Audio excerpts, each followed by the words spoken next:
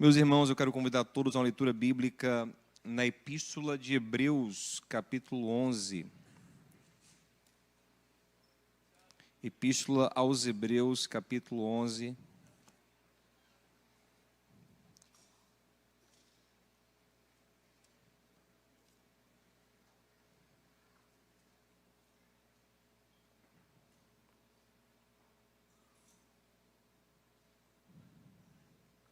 Versículo 13.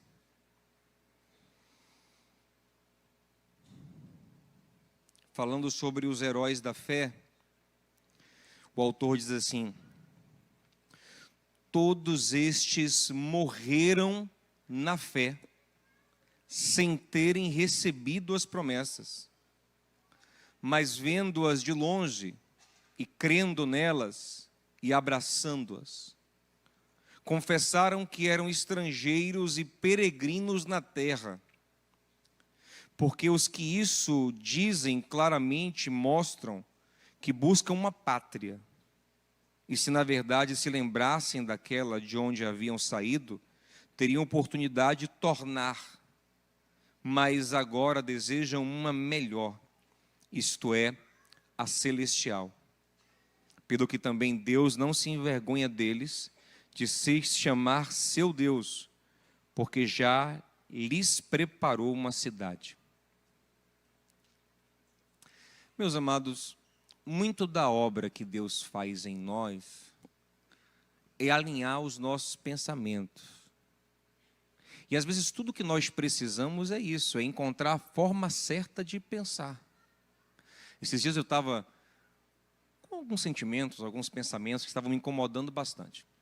E passou o dia, aquele pensamento, aquele sentimento, e eu tentei por mim mesmo dar um jeito e não saía, vinha, voltava, incomodava. Estava me chateando a insistência daqueles pensamentos, daqueles sentimentos. De tal forma que eu acordei de madrugada e a primeira coisa que me veio à mente, aquele pensamento, aquele sentimento. Aí eu fiz uma oração. Eu falei: Senhor, eu não estou conseguindo lidar com isso. Me ajuda. E impressionante.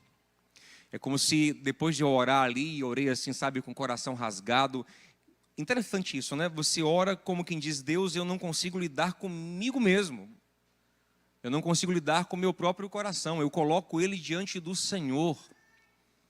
E é impressionante, o Espírito Santo trouxe uma luz para a minha mente. E basicamente o que ele fez naquela madrugada foi dizer assim: olha, em vez de pensar assim, pense assim, assim e assim.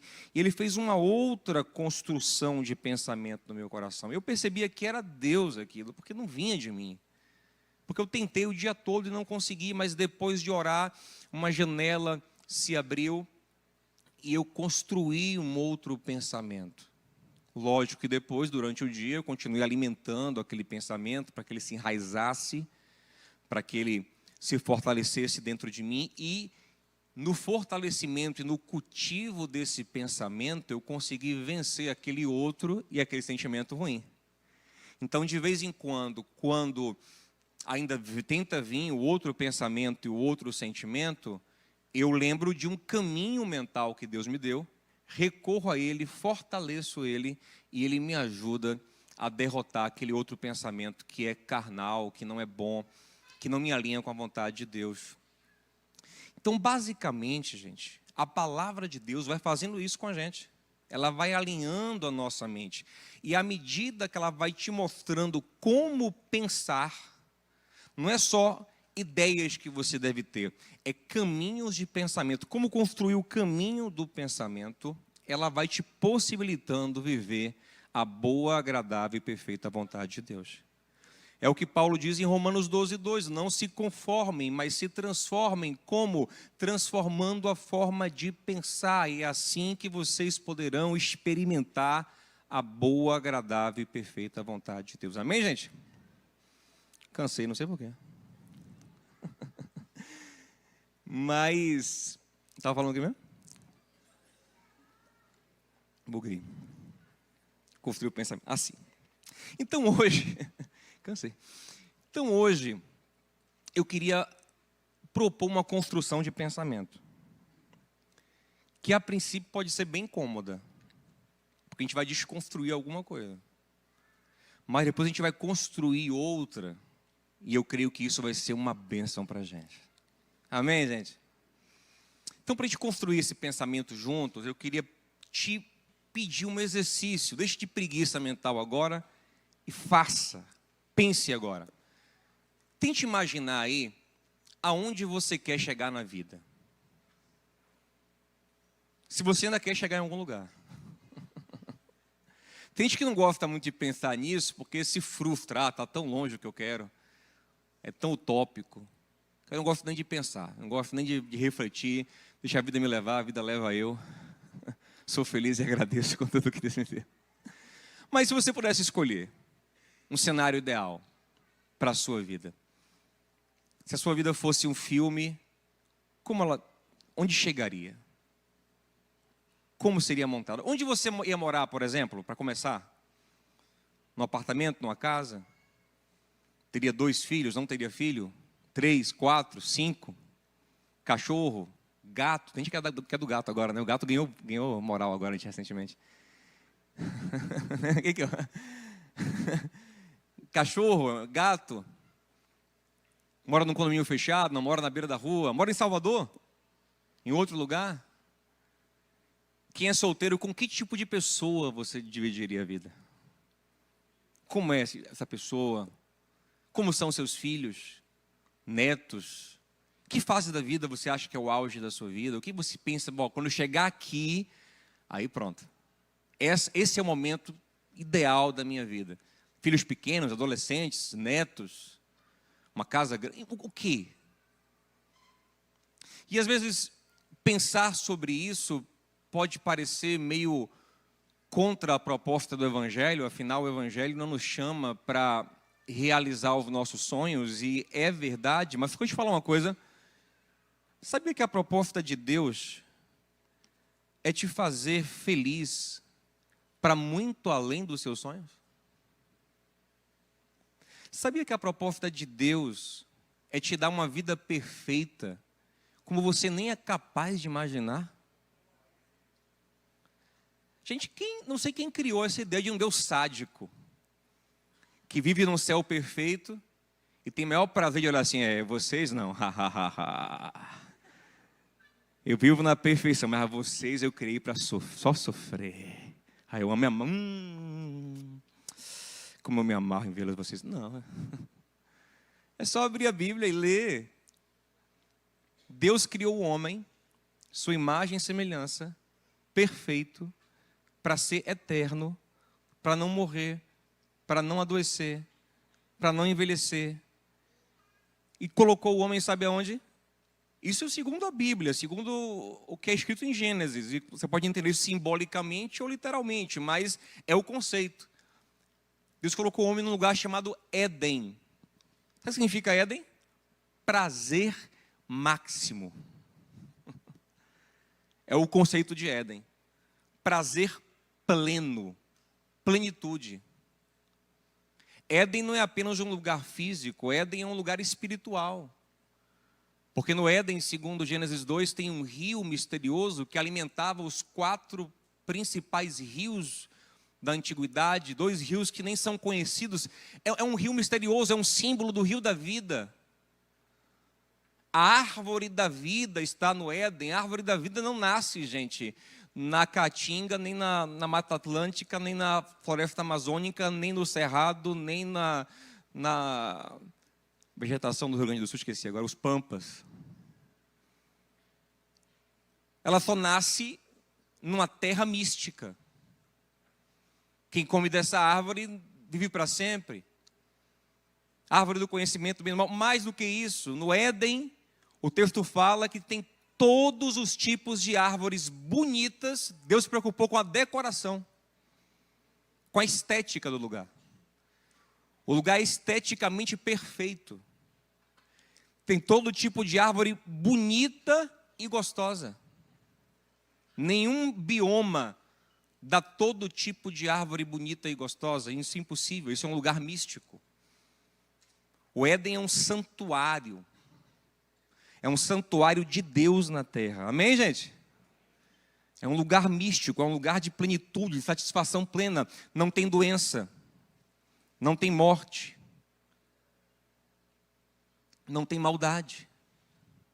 E o Éden foi a ideia original de Deus. Ah, pastor, mas não adianta. Se a ideia original dele é essa, e depois dá tudo errado. Mas, gente, se você ler os 2 últimos capítulos da Bíblia, você vai ver que a ideia final de Deus continua sendo a mesma. A ideia final de Deus se chama Nova Jerusalém, que basicamente é o Éden. Vai ler Nova Jerusalém, o que ela é? Árvore da vida de novo. Rio da vida de novo. Comunhão perfeita com Deus de novo. Nem de templo precisa, ele passeia no meio da cidade. Ver Deus face a face, não há morte, não há choro, não há dor, não há doença, não há envelhecimento, não há pecado, não há mal nenhum. Esse é o projeto final de Deus para o seu povo. Amém, gente? Agora, quando Deus constituiu o Éden, ele olhou para o homem e disse o seguinte: coma livremente de tudo, é all inclusive. Livremente.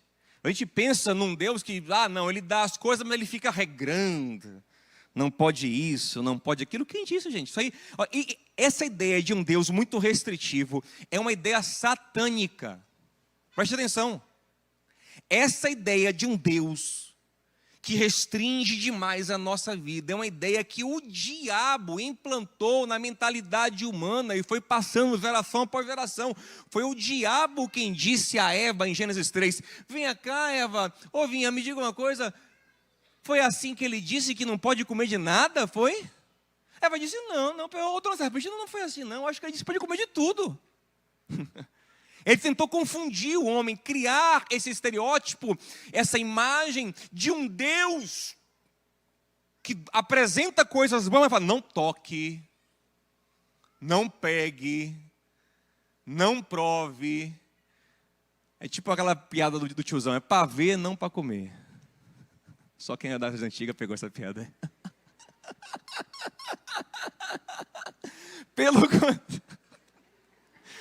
Péssima, mas é mais forte do que eu, gente. Pelo contrário, o que Deus disse foi: coma livremente de tudo. Diga a alguém para ele entender quem Deus é. Diga assim: tudo, meu irmão, tudo que é bom, tudo. Essa é a vontade de Deus, esse é o coração de Deus. Agora, tem uma árvore aqui que é o botão de saída. Essa aqui, se você comer, você está me dando um sinal de que não está gostando mais da brincadeira. De que quer as suas regras, os seus termos, quer independência, quer tocar o seu barco do seu jeito, e aí eu vou liberar você para viver como você quer. Infelizmente, o homem fez isso. E aí Deus tira o homem do Éden. Mas quando Deus tira o homem desse lugar espiritual que é o Éden, porque o Éden não é um lugar natural 100%, não tem como ser, ele é uma dimensão espiritual que se manifesta na terra, tal qual a Nova Jerusalém, que é uma cidade celestial que desce à terra, amém, gente? Como será isso, ninguém sabe, mas se ele falou que será, será.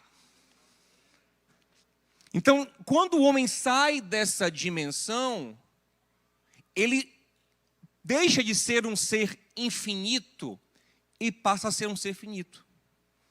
Um ser transitório. Um ser que adoece, que envelhece, que morre. Só que a alma dele continua com esse senso de eternidade. Eclesiastes 3:11 diz que Deus colocou no homem a sensação, a vontade, o desejo de eternidade, de permanência. Preste atenção, isso é importante. Nós, então, somos seres agora finitos, transitórios, perecíveis, mas com a vontade imensa de permanecer, de ficar em algum lugar. Deus bloqueou o caminho do Éden, porque se ele não faz isso, ele botou anjo, botou espada flamejante, porque se ele não faz isso, o homem corre de novo para dentro do Éden, porque o Éden é o que ele quer, é o que ele ama profundamente. Então Deus bloqueia o caminho e diz: sai, vai.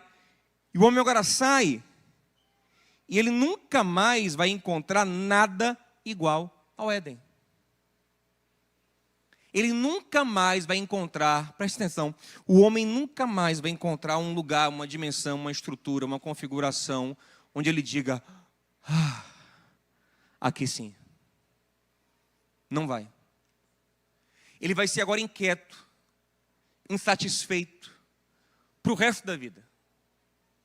Mesmo alguém como Salomão, por exemplo, que fala em Eclesiastes capítulo 2, ele fala assim: ó, tudo o que eu quis, eu comprei. Rapaz, é impressionante Salomão. Ele fala assim: ó, eu queria macaco, eu comprei macaco. Queria pavão, botei no meu jardim. O ouro de não sei aonde eu plantei, eu construí. Comprei cantores, na época cantores escravos. Fosse hoje em dia, eu fui lá e comprei o Bruno Mars, botei para cantar para mim lá. Você está entendendo como é que era Salomão? Botei no meu palácio para cantar para mim. Então, aí ele fala: entretanto, aborreço minha vida. Sabe por que ele fala? Porque eu percebo que por mais que eu tente criar a vida perfeita, eu não consigo segurar. Tudo é passageiro. Quando eu penso que construir passa, escapa da minha mão, não está mais como eu quero, tem que reformar. Quando eu acabei de construir, está velho. Não sei quem já passou por isso.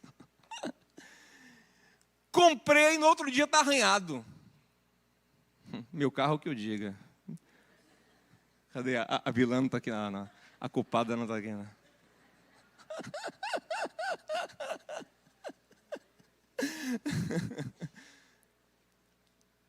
E aquele momento de perfeição não dura nada. Só que no meu coração eu quero permanência. Minha alma quer chegar, mas não chega. Minha alma quer dizer assim: ufa, finalmente cheguei na vida dos meus sonhos, cheguei no momento, cheguei quando eu penso que cheguei, passou. Quando eu penso que cheguei onde eu queria, a pessoa que chegou já não é mais a pessoa que queria. O eu que projeta não é o eu que vai realizar. Aí o eu que vai realizar já não quer mais o que o eu que projeta queria e fica frustrado. E quando penso que cheguei, quem estava comigo não está mais. E eu projetei pensando nele, agora é outra pessoa, não tem mais graça. E eu sonhei chegar aqui com meus pais morreram. Queria chegar aqui com meus filhos, eles foram embora. O amigo não é mais amigo, o sócio brigou. Eu não sou mais o eu de ontem. Tudo é transitório. Tudo é passageiro. E a sensação que dá para quem quer permanência como Salomão, quem quer construir a vida perfeita, no fim, é que não valeu a pena, foi correr atrás do vento. Que nada no final vale, nada é o que a gente pensava que era. Você programa a viagem e fala: meu Deus, eu vou conhecer a Torre Eiffel. Quando eu chegar, vai acontecer alguma coisa na minha alma quando eu chegar lá, que eu conheci a Torre Eiffel. Não é possível, aquela pilha de ferro, ela tem uma mágica, com certeza. Aí você foi lá, pegou o voo de madrugada, caiu a imunidade, ficou gripado, já chega gripado na França, um perrengue retado para despachar a mala atrasou, cadê a mala não chega, você não fala francês, e na França ninguém quer falar inglês, você se estressa já no aeroporto, paga 100 euros pelo táxi para o aeroporto, fica estressado, pega engarrafamento, o hotel que parecia lindo na foto é mais ou menos, hotel caro pra caramba, aí o café da manhã não é croissant, o croissant é caríssimo na esquina, no café um pãozinho sem graça, retado, um café ruim, e você, meu Deus, mas quando eu chegar na Torre Eiffel, vai ser top. Aí você foi de manhã, um frio miserável, você não aguentava nem ficar lá, e aí todo para tirar foto bonito, sorrindo, ao mesmo tempo que está se cobrindo. e foi com uma amiga, os dois queriam sair na foto junto, uma selfie mal tirada, arretada. O fotógrafo cobrava 50 euros por uma foto. E aquele perrengue. Aí você fala, não, se eu vier de noite é que vai ser bom. Que ela vai estar iluminada. Aí você vai de noite, um breu retado, uma galera querendo te assaltar, te vender um negócio. Aí você... Aí você fala, não, quando eu for nas pirâmides do Egito...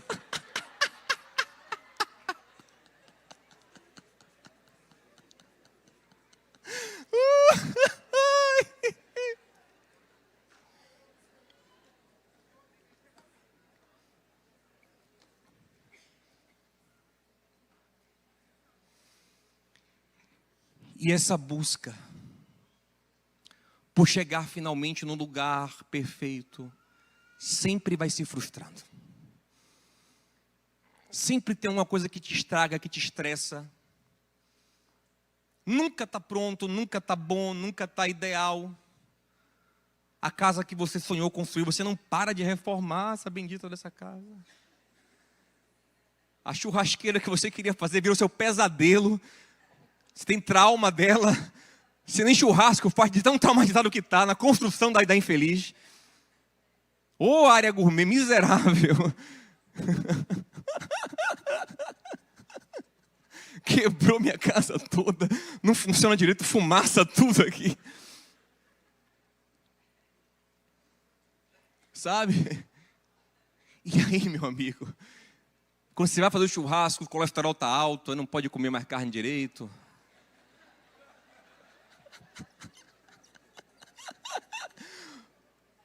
Ou você quer emagrecer e decide agora comer? Enfim, é uma loucura, gente. Tem uma solução.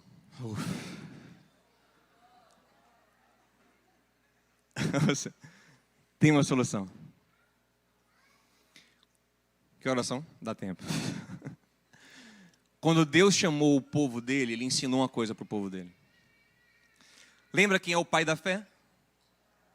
Abraão. Ele é o pai não à toa, porque ele é um modelo, ele é um protótipo de como devemos caminhar. Deus chega para Abraão e diz, Abraão, ele era Abraão ainda, vou te abençoar todo. Fica tranquilo que você vai andar comigo e eu vou te fazer bem, mas tem uma coisa, sai da tua terra, sai da tua parentela, e eu vou para onde? Eu vou lhe mostrando. Para onde é que eu vou? Vamos tocando. E Abraão, gente, ele é o que chamamos de peregrino. O que é um peregrino? É uma pessoa que não se fixa em lugar nenhum. Que não se apega demasiadamente a lugar nenhum. Por quê? Porque a vida dele está sempre se mudando, está sempre em transição. Então Abraão, por exemplo, ele sai do leste de Israel, na região da Mesopotâmia, atual ali, Iraque.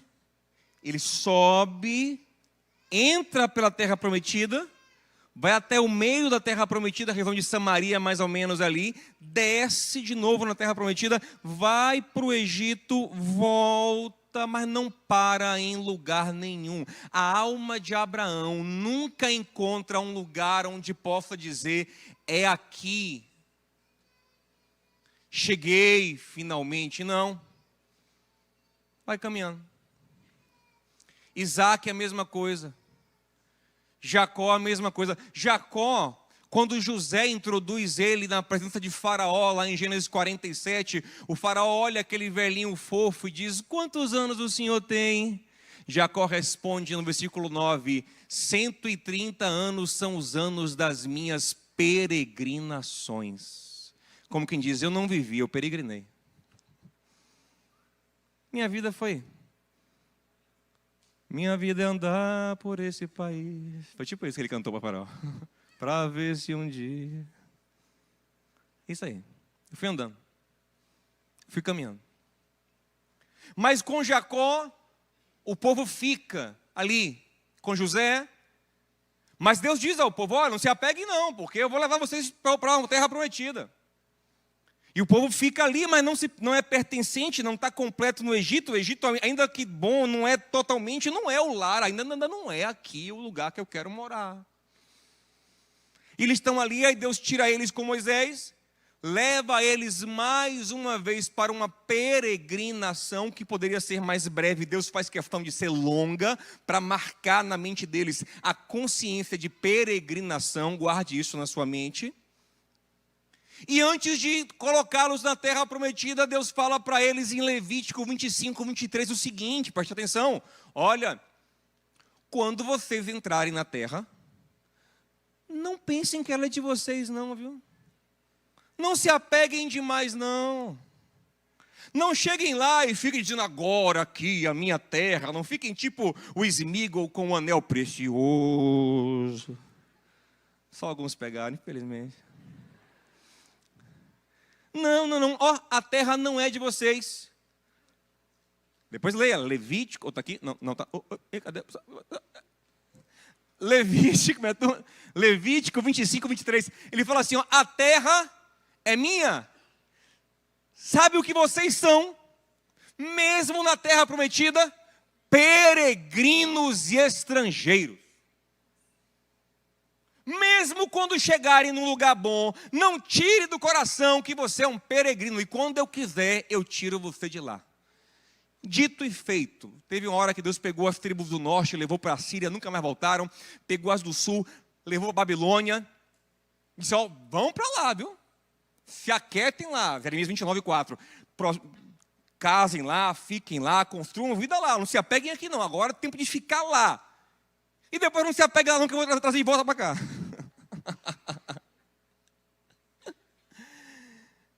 Ouça. Quando Jesus veio.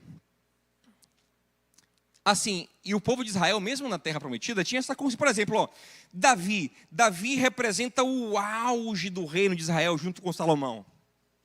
Olha o que Davi diz quando está transicionando o reino para Salomão em 1 Crônicas 29, 15. Ele ora e fala assim, Senhor, nós como os nossos pais somos todos peregrinos e estrangeiros diante de ti, não há para nós permanência. Nós não permanecemos em nada, é tudo passageiro. Ele repete isso no Salmo 39, 12, quando ele ora, ele fala a mesma coisa. Salmo 119, 9, o salmista também fala, somos peregrinos diante de ti. E quando Jesus vem, isso se amplia ainda mais. Porque ele chega para a sua igreja e fala, olha, estão pensando que vocês vão ficar aqui a vida toda na terra prometida? Não esqueça, acabou esse negócio, vocês vão correr o mundo todo. Ide. Se apeguem a nada. Vão. Caminhem. Ele mesmo não parava quieto em lugar nenhum, para lá e para cá o tempo todo. Como ele disse em João 3, quem é nascido do Espírito nem sabe para onde vem, nem para onde vai. Não para, a vida movida por Deus. A igreja, a princípio, não queria esse negócio não, porque estava muito gostoso em Jerusalém. Imagina uma igreja que começa com 120 pessoas, no primeiro culto, 3.000 entram para a igreja. Do dia para a noite tem 3.120. Um pouquinho depois já tem 5.000 pessoas em Atos capítulo 4. A mega church. Louvorzão top. Gravando o CD do Ministério de Louvor. Aleluia. Bombando. Aquela igrejona linda. Tá, Gosto top. Aí o Senhor falou, vai ficar ninguém. Aí em Atos 8 diz que veio uma perseguição e espalhou todo mundo. Se você olhar as epístolas apostólicas, o tempo todo esse conceito é trazido. Como nós lemos aqui em Hebreus 11, 13, os heróis da fé todos tinham a consciência de que eram peregrinos na terra. Em Hebreus 13, 14, fala assim, ó, nós não temos cidade permanente, mas aguardamos uma que virá. Pedro, em 1 Pedro 1, até te fala assim, olha, Andem com temor no tempo da sua peregrinação. O que eu mais gosto é quando ele fala em 1 Pedro 2,11, ele fala assim, ó, olha que coisa forte.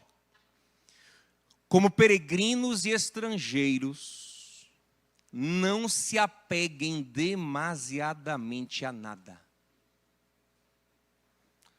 Tem versão que fala assim, cuidado com as paixões que jogam contra a alma. Por quê? Porque elas inclinam a sua alma para essa vontade de permanecer, de chegar, de é meu, eu cheguei finalmente aqui. Cuidado. A consciência de quem anda com Deus é de que ele é sempre um peregrino e um estrangeiro. Mas pastor, como é que isso pode ser bom? E aí que vem a construção de um pensamento que é maravilhoso para a gente. Meus amados, essa vontade de permanecer, de finalmente chegar e descansar em algum lugar, ela é boa, foi Deus quem colocou em nós. Mas nós precisamos entender que ela nunca se realizará aqui. Definitivamente você tem que saber que o seu sonho mais profundo, que é finalmente chegar em algum lugar e para dizer assim, opa, aqui não vai acontecer. Quando você chegar, já passou, já mudou, já não é. E se você achar que chegou e se apegar, sabe o que acontece? Você estraga. Porque quando chegar, você quer congelar. Você quer idolatrar. Cheguei na minha forma perfeita. Pronto, é aqui, não posso envelhecer nem um milímetro mais. Na primeira ruga que aparece, você cai em depressão. Cheguei aqui no status perfeito, na vida perfeita. Aí, na primeira ameaça, você se desespera, você idolatra. Sufoca. O casamento chegou, está ótimo. Aí você idolatra ele e você diz, não pode, precioso. Aí você vira um abusador ou um abusado. Aí você estraga tudo com seu apego demasiado. Na verdade, o que permite essa vida perecível, um gosto de eternidade, é firmar o coração no que é eterno, para poder viver o que é transitório. Só na consciência da transitoriedade eu posso firmar meu coração no que é eterno. Isso me leva obrigatoriamente a amar mais a Deus do que qualquer coisa. Você entende? É por isso que Jesus vai dizer em Lucas 14, por exemplo, se alguém amar mais pai, mãe, mulher, marido, qualquer coisa, qualquer pessoa mais do que a mim, não pode caminhar comigo, porque para caminhar de fato comigo, nesse caminho que eu sou, nesse caminho que é meu, nesse caminho do meu discipulado, ele tem que entender que tudo aqui é passageiro. E isso não é um chamado para não amar família, para largar marido, para largar mulher, para largar filhos de forma alguma. Pelo contrário, o chamado bíblico é para amar e honrar pai, mãe, amar marido, amar mulher, amar os filhos. Mas para amar de verdade, você tem que entender que eles são passageiros. Senão não é amor, é idolatria. E quem idolatra não ama, sufoca. Vive no medo, no terror, no ciúme excessivo, na posse, na insegurança que estraga tudo. Então, na verdade, o que faz a vida ter sabor de eternidade é olhar para o que é eterno, ter o foco no que é eterno e vivendo aqui como sendo tudo transitório. Tudo muda o tempo todo. Paulo diz em 2 Coríntios 5:1, esse tabernáculo, esse corpo, vai perecer. Gente, não tem botox que você faça, meu filho. Não tem jeito, Binho. Tem uma hora que não vai ter jeito, meu amigo. Você pode malhar, se alimentar, graças a Deus por isso, bem. Não tem. Estou com uma música na cabeça esses dias que fala sobre isso, mas não vou cantar agora, né? Batidas na porta da frente. É o tempo. Não tem jeito. falar. Então, Jesus estava passando aqui. O discípulo não fica, ele fica, não vou ficar. Aqui é uma peregrinação do Éden até a Nova Jerusalém. Lá é o nosso descanso, lá é o nosso lugar, lá é o nosso destino. Vou te falar, e a única forma de aproveitar o que é transitório é sabendo que ele não é destino. Porque se eu quero fazer do transitório destino, eu me angustio. Mas se eu entendo que o transitório é transitório, eu vivo ele na transitoriedade, na beleza da transitoriedade.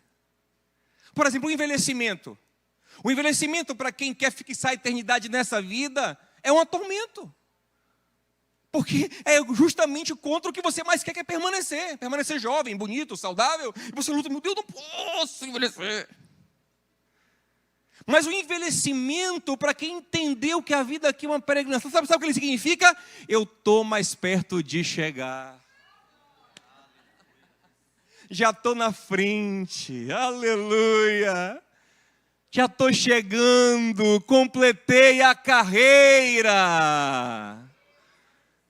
Então o envelhecimento é visto de outra forma. Mas observe como nós estamos numa sociedade. Antigamente o mundo tinha mais essa percepção.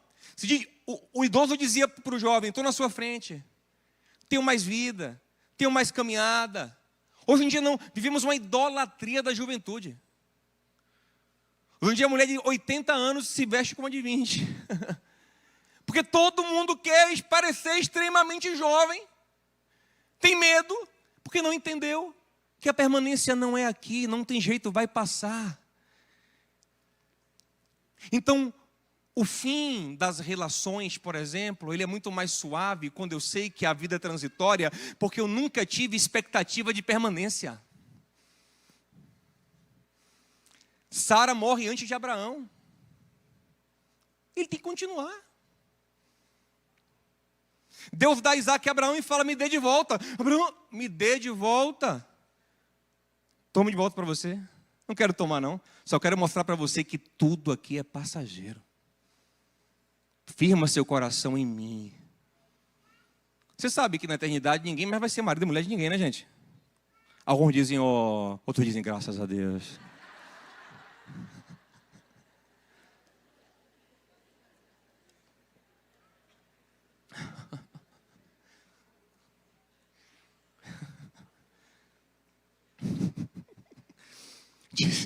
Diz que uma velhinha chegou no céu, viu o velhinho dela. Disse, velho, que bom te encontrar, meu amor. Minha mansão é aquela ali, ó, vamos para lá. Ele disse, opa, até que a morte nos separe.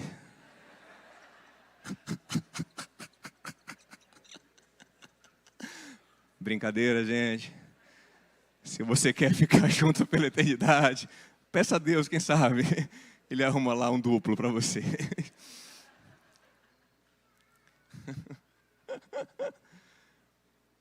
Mas que seja eterno enquanto dure.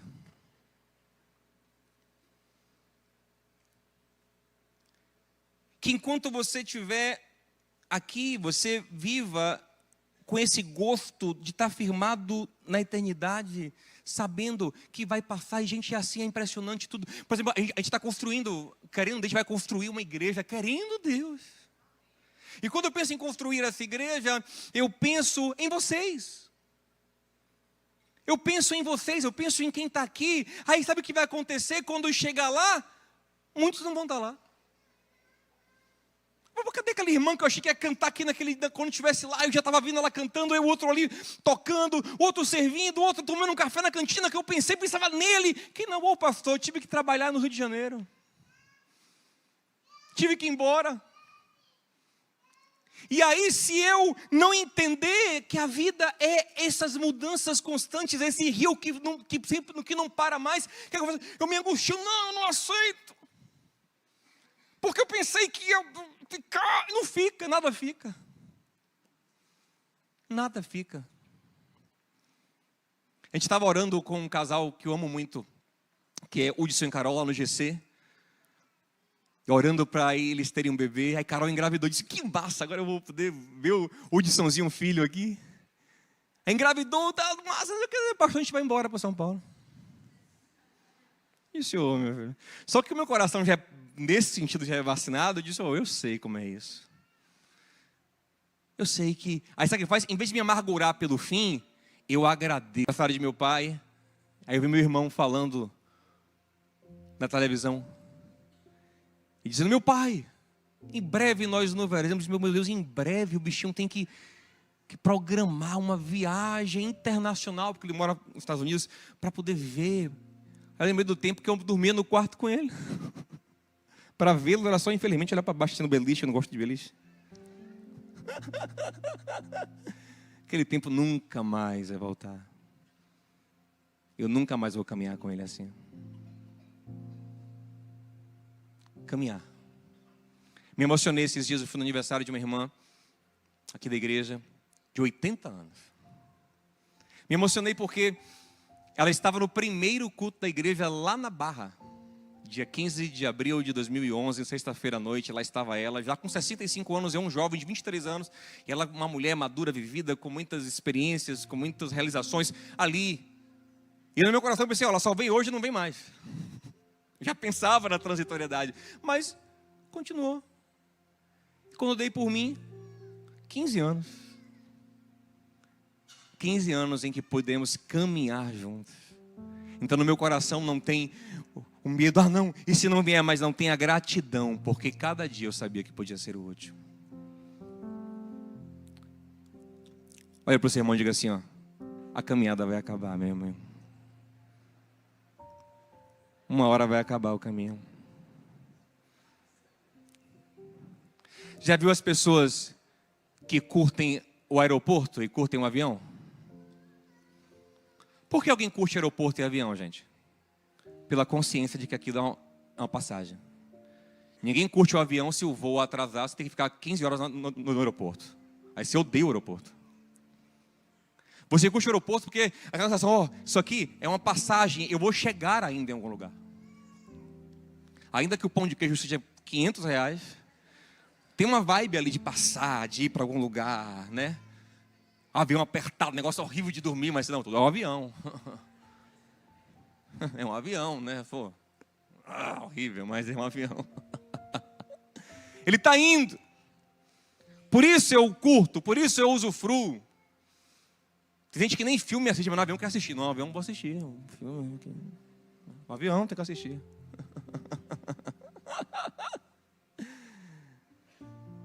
Mas porque você sabe que o destino é outro. Essa vida é esse caminho, meu amado. Essa vida é essa transição. Estamos aqui hoje e não sabemos onde estaremos amanhã.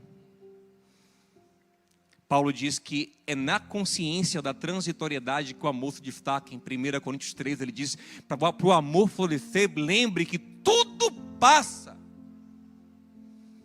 Tudo passa, tudo, absolutamente tudo.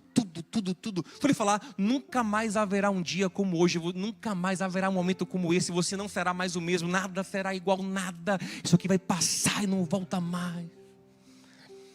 E Paulo diz, quando eu entendo que tudo passa, então eu me foco no amor, porque ele misteriosamente, de alguma forma, ele permanece.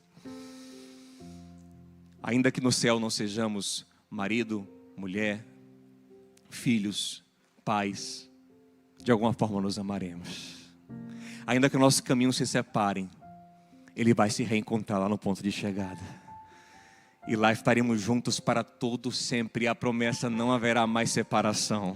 Não haverá mais morte, que é separação. Não haverá mais lágrima, não haverá mais choro. Não haverá mais dor, não haverá mais doença. Não haverá mais maldição, não haverá mais pecado. Mas aí sim seremos felizes, chegaremos. O peregrino é quem tem essa consciência. Sabe aquele lugar dos sonhos que eu falei no começo? Ele vai chegar, porque o Senhor prometeu. Sabe o que é lindo? Lá em Zacarias 13:7 tem uma profecia que fala assim: fere o pastor e as ovelhas fugirão. Jesus disse em Mateus 26, no Getsêmani, no jardim, que a profecia estava se cumprindo nele, quando ele foi para a cruz. O pastor está ferido. Mas se você olhar lá a profecia, ela fala assim, desperta, ó espada, e fere o pastor, o homem que é o meu companheiro. Que espada é essa que vai despertar e vai ferir Jesus, como ele mesmo disse, que é sobre ele a profecia? Eu acredito que é a espada lá do Éden.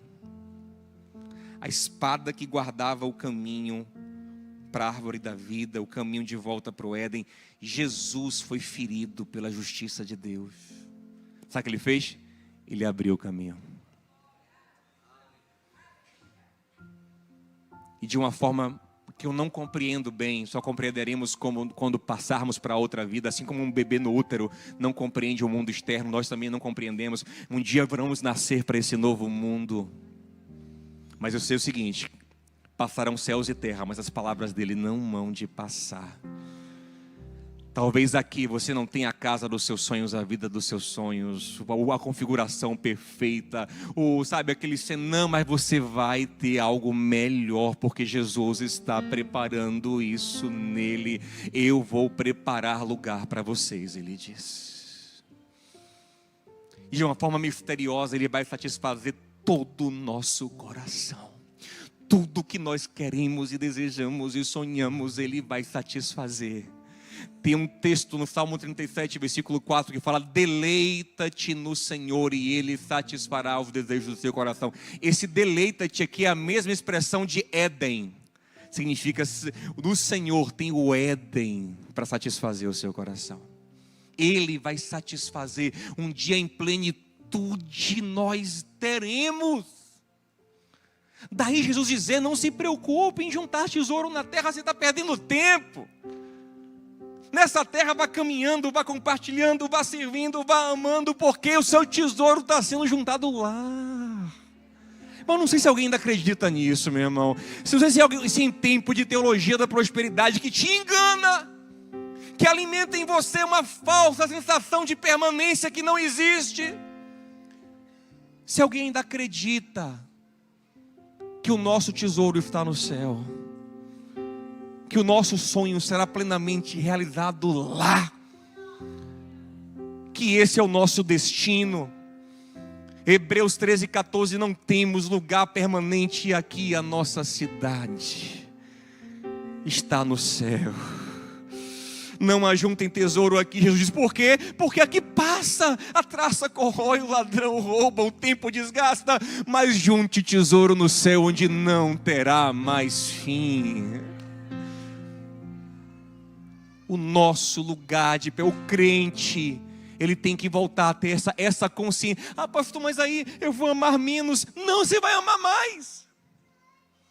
Quem tem a consciência de peregrino ama mais a família, ama melhor. Não só ama mais, ama melhor. O idólatra, quem quer permanecer, ele pode até amar mais intensamente, mas naquela paixão translocada, idólatra, obcecada, que no fim faz mal, sufoca, mata. Quem ama com a consciência da peregrinação, não ama só mais, ele ama mais leve, é mais gostoso, sabe? É a caminhada. E cada dia a gente agradece. Eu estava ali olhando ali, Ícaro e Gi. Eu não tenho um dia que eu não pense isso quando eu os vejo. Meu Deus, eu caminho com eles desde a barra. Os vi novinhos chegando, né? Eu caminho. Mas um dia talvez não caminharei mais. Tenho que estar preparado para dizer, não, meu Deus, não, se sair daqui é maldição, viu? É bênção. Onde vocês forem serão abençoados, serão amados. E eu lembrarei que caminhei com eles. Agradecerei a Deus pelo tempo em que caminhamos juntos, porque a vida é assim. Larinha de Ludmila, quando ela pode me ver 10 vezes na igreja, ela me abraça 10 vezes. Mas um dia ela não vai fazer mais isso. Vai se apaixonar por alguém aí, vai casar, vai nem ligar, o pastor ali, pastor.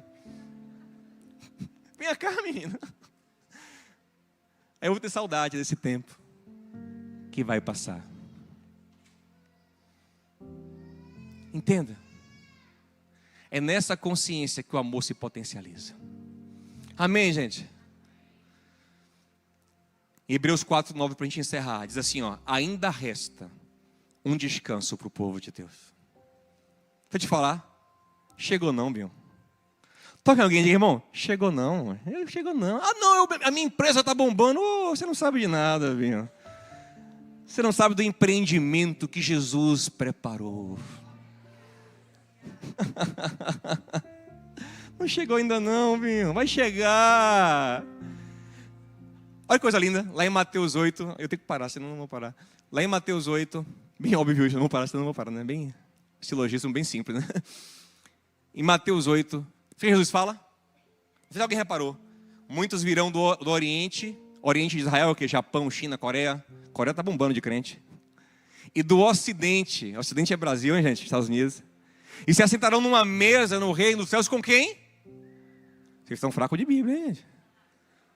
Mateus 8 com quem? Que vergonha. Corta essa parte aí. Abraão, Isaac e... Abraão, Isaac e Jacó são o quê, gente? Avô, pai e filho.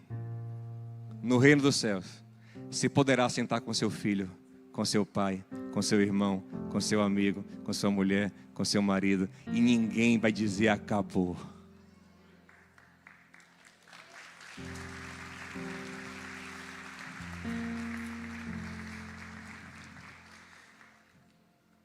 Para encerrar mesmo, Jesus uma vez deu pão para os famintos. E eles vieram atrás de Jesus em João capítulo 6 para fazê-lo rei. A gente quer isso, a gente quer ficar aqui. E o Senhor, como quem sabe que nada que permanece, olhou para eles e disse: vocês estão querendo pão que perece. Trabalhem pelo pão eterno. Mas, que conversa fiada. Quem não entende isso, acha o que é espiritual bobo e está sempre buscando o que é material. Mas quem entendeu que devemos fixar os olhos no que é eterno, no que não se vê, como Paulo diz, porque o que não se vê é eterno, ele usufrui do material, mas com uma leveza maravilhosa, sem apego excessivo, com um coração cheio de esperança no que é eterno. E eles, não, quem gosta de pão eterno? Pão que não perece, e foram embora. A multidão que veio fazer dele rei, não entendeu isso e foi embora. Aí ficou só os 12. E aí Jesus perguntou aos discípulos: e vocês? Eu imagino um grupo de WhatsApp, lotado. Jesus fala: trabalhem pelo pão eterno. Agora, gente, que conversa fiada. Aí sai. Fulano saiu, sai todo mundo. Aí fica só os 12. Aí Jesus manda: e vocês? Não querem ir embora, não? Aí todo mundo visualiza, ninguém responde. Aí fica no privado assim, Judas, gente, é oportunidade, viu? Vamos vazar. Tomé, eu falei que não ia dar certo. Galera no privado. Aí Pedro mandou um áudio: ô mestre, para quem iremos? Para quem iremos? Para que essa inquietude de vida? Só o Senhor, quando o Senhor fala, mestre, o Senhor toca num ponto muito profundo lá da minha alma, na vontade de ser eterno, na vontade de permanecer. Eu nunca vi ninguém que tem palavra de vida eterna. Não vou para lugar nenhum, eu quero isso para a minha vida. Quem quer isso também?